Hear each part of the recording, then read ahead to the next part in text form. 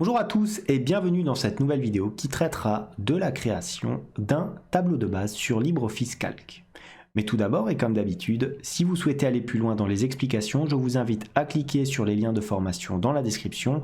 Et si vous ne souhaitez pas rater mes vidéos sur la comptabilité, la finance et l'utilisation des outils tels que OpenOffice dans le monde de l'entreprise, n'hésitez pas à vous abonner à la chaîne. Alors nous voici sur LibreOffice Calc où nous allons apprendre à créer un petit tableau relativement basique mais qui nous permettra de nous familiariser avec l'ensemble des mécanismes de ce logiciel. Donc, comme petit exemple, je vais prendre par exemple le cas où nous serions dans une société et où je devrais faire éventuellement un tableau de chiffre d'affaires par vendeur. Donc, je me retrouve ici sur ma page de saisie. Qu'est-ce que je fais? Je commence d'ores et déjà par mettre un titre à ma page. Donc, je vais l'appeler tout simplement chiffre d'affaires par vendeur. Voilà, tout simplement. Alors, comme il s'agit d'un titre, qu'est-ce que je peux faire? Je peux sélectionner ici ma cellule. Donc, je place ma cellule active sur mon texte. Ensuite, je souhaite mettre ce texte en gras puisque, visiblement, il s'agit d'un titre. Donc, pour ce faire, regardez, je vais aller ici dans le G, gras. Je peux aussi activer le raccourci CTRL plus B, mais là, je vais le faire comme ceci. Et je me dis que je vais aussi mettre le texte en italique, comme ceci. Voilà, donc on a introduit notre titre. Maintenant, on va commencer par tracer notre tableau. Alors, comme tous les tableaux, généralement, on a en abscisse la période déterminée. Donc là, quelle va être la période? Ça va être relativement simple, ça va être toute l'année. Donc si je souhaite mettre mois par mois, regardez ce que je vais faire. Je vais inscrire le premier mois comme ceci, janvier. Ensuite, je place ma cellule active ici sur mon premier mois et je vais tirer ici l'ensemble de mes données jusqu'à arriver au mois de décembre. Alors regardez, là je dois me décaler un peu vers la droite si je veux continuer ma saisie automatique. Et je constate que je n'ai pas trop de place. Donc pour ce faire, regardez, je vais plutôt dézoomer ma sélection ici en bas à droite. Voilà, comme ceci, ça sera plus clair et plus lisible. Donc novembre, comme ceci. Et je vais encore ajouter une colonne. Naturellement, il incrémente en revenant au mois de janvier. Mais au lieu d'avoir le mois de janvier ici, je vais mettre un total. Classique, un peu comme tous les tableaux que vous avez déjà sûrement dû voir. Ensuite, qu'est-ce que je fais? Je vais éventuellement sélectionner ici l'ensemble de mes données et pour éviter que ça prenne un petit peu trop de place, je vais incliner le texte. Donc regardez, je vais me placer ici dans mes petites propriétés à droite et regardez, voici ma fenêtre de propriété. Donc pour incliner le texte, c'est relativement simple, regardez, orientation du texte ici, donc voilà, je n'ai qu'à suivre les différentes informations. On peut le mettre éventuellement comme ceci à 45 degrés. Ensuite, qu'est-ce que je peux faire? Je peux éventuellement mettre mes cellules en format de centrage. Donc regardez, je peux aligner ici ou ici. Dans les deux cas, voilà, je peux aligner les deux éléments. Pareil, je peux aligner là aussi au centre pour avoir véritablement les mêmes proportions. Je vais plutôt... Alors, on va peut-être les mettre en bas, comme ça à gauche, c'était plutôt pas mal. Ensuite, ce que je peux faire, c'est éventuellement régler la largeur des colonnes, comme ceci, donc en double-cliquant à chaque fois sur les différentes colonnes, ou alors en faisant un clic droit sur ma sélection de colonnes.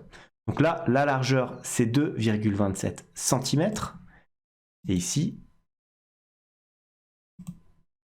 2,27. Pareil, regardez, si j'augmente éventuellement ma largeur, que je passe sur du 3, voilà, donc ça fait comme ça. Moi, mon objectif, c'est plutôt de la réduire. Donc, on va regarder ce que cela nous donne. On peut éventuellement cliquer, regardez ici, sur largeur de colonne optimale.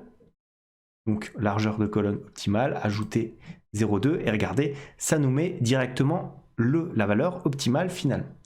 Mais moi, ce que je préfère, c'est véritablement avoir un petit peu plus de place. Donc, largeur de la colonne, on va regarder ce que ça donne avec 1 cm. Comme ceci, on va rajouter encore un petit peu. On va mettre éventuellement 1,5.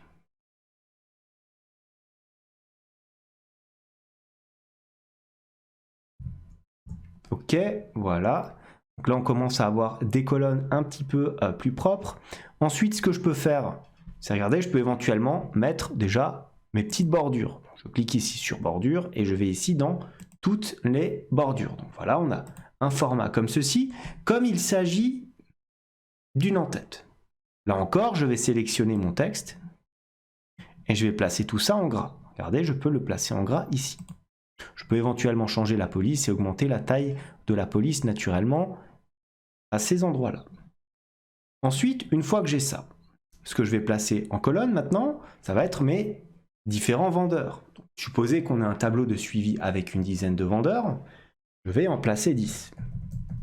Là encore, je vais taper une seule fois vendeur 1, et ensuite en tirant ma cellule, on va incrémenter la saisie. C'est-à-dire, regardez, je place ma cellule active ici sur vendeur 1, je tire vers le bas, on va en prendre 10 par exemple, et regardez, automatiquement, la valeur augmente, et nous avons donc nos 10 vendeurs. Ça marche à chaque fois qu'il y a une valeur chiffrée. Là encore, qu'est-ce que je peux faire? Je peux éventuellement déjà sélectionner ici mes différentes bordures, donc la classique, voilà. Ensuite, je vais centrer peut-être ces éléments de texte, donc en cliquant ici sur aligner au centre, ou ici, c'est la même chose. Voilà. Et je vais naturellement ajouter une ligne de total. Total, comme ceci. Voilà. Voilà. Comme il s'agit du total, je me dis que ça pourrait être bien de la distinguer. Par conséquent, regardez ce que je vais faire. Je vais ici prendre l'ensemble de ma ligne. Je vais mettre des bordures, naturellement. Donc, on va se placer ici, voilà, avec mes bordures. Regardez, ici, on a la possibilité d'ajouter un arrière-plan de cellule. C'est ce que je vais faire. Je vais prendre éventuellement du gris clair. Voilà, regardez, comme ceci, pour bien faire apparaître la différence. Je fais pareil pour cette colonne-là. Je peux éventuellement déjà, hop, sélectionner ma bordure et prendre le même gris clair pour bien montrer qu'il s'agit ici de zones de totaux. Ensuite, qu'est-ce que je fais? Je sélectionne le centre de mon tableau ici et je vais rajouter là encore différentes bordures, donc très classiquement. Voilà. Ensuite, regardez, on va saisir les différentes données. Alors si maintenant je tape par exemple un chiffre d'affaires 2000 € pour le vendeur 1 en janvier, donc ça apparaît comme ceci. C'est pas forcément ultra optimal comme mode de saisie puisqu'on sait saisir véritablement des montants en euros. Donc regardez, je vais sélectionner ici l'ensemble de mon tableau et je vais cliquer, regardez là, format numérique monétaire. Vous voyez qu'on se retrouve donc avec ici une petite erreur. Pourquoi? Ça veut dire tout simplement que notre cellule de saisie est trop étroite. Donc regardez, j'ai double-cliqué sur l'intersection de ma colonne afin qu'il puisse m'offrir la largeur optimale et je vais regarder à combien se situe celle-ci. 2,02 cm. Donc je vais appliquer ce format sur l'ensemble de mes colonnes. Voilà, pour éviter ce genre d'erreur. Donc largeur de colonne, on va mettre 2,02, voilà, comme la première. Regardez, maintenant on a une largeur optimale pour notre tableau.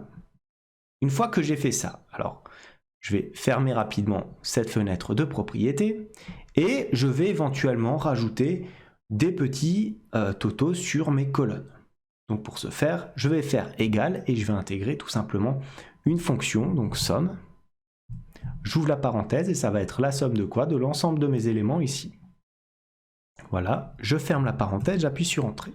Et si je rajoute d'autres éléments, je me retrouve ici avec les montants qui apparaissent dans cette colonne. Comme il s'agit d'une formule, je peux naturellement, là encore, me placer dans la cellule active et tirer, comme ceci, ma formule vers le bas. Alors, forcément, je n'ai que des zéros pour l'instant. Regardez, si je rajoute des éléments, ça viendra automatiquement s'incrémenter ici dans ma colonne de total. Comme il s'agit d'un total, je vais placer les éléments numéraires en gras. Pareil pour la ligne ici, donc je peux sélectionner la ligne directement et mettre du gras comme ceci. Voilà, vous avez compris ce que je vais faire maintenant. Je vais rajouter des totaux ici, mais cette fois-ci en colonne. Pourquoi est-ce que je fais cela? Parce que lorsque vous travaillez sur Excel, et que vous avez des données à traiter. Il faut toujours respecter ce qu'on appelle la balance au carré de vos différentes informations chiffrées. Voilà, comme ceci. Alors, qu'est-ce que la balance au carré? Lorsque nous avons deux totaux comme ceci, il faut que la somme que nous avons inscrite ici en colonne corresponde à la somme qui sera inscrite ici dans notre ligne. Regardez, pour ce faire, là, on a la somme des différentes lignes. Et maintenant, si je prends la somme des différentes colonnes, égale somme, j'ouvre la parenthèse, comme ceci. Voilà, je sélectionne naturellement jusqu'au total ici, mais je ne sélectionne pas le total. Voilà, nous avons le même montant. C'est ce genre de check que vous allez devoir faire si vous travaillez par exemple en tant qu'assistant comptable ou assistant contrôleur de gestion. Vous ne devez pas vous tromper dans votre formule et ça vous permet de voir si vos données sont correctement saisies. Éventuellement, votre check, vous le mettez comme ceci et vous pouvez changer la police d'écriture en cliquant ici, couleur de police. Vous pouvez mettre une police un petit peu plus claire, voilà, un gris comme ceci, pour que ça ne puisse pas embrouiller l'utilisateur. Et voilà, vous avez fait votre tableau. Une fois que vous avez fait un tableau comme ça, donc c'est votre tableau de saisie, vous allez l'utiliser pour enregistrer l'ensemble de vos différentes informations. Je vous conseille de changer, alors moi je le fais souvent ici, en affichant les lignes de la grille, donc vous voyez que la case est cochée. Vous allez tout simplement la décocher comme ceci, voilà, et votre tableau sera bien plus propre. Voilà donc comment faire un tableau relativement simple sur LibreOffice Calc. Je vous ai donné quelques indices aussi sur comment travailler éventuellement ces différents tableaux. J'espère que cette vidéo vous a plu. Comme d'habitude, si tel est le cas, n'hésitez pas à vous abonner. N'hésitez pas à me dire si vous souhaitez plus de tutoriels sur LibreOffice Calc. En tout cas, moi je vous dis merci et à bientôt pour de nouvelles vidéos.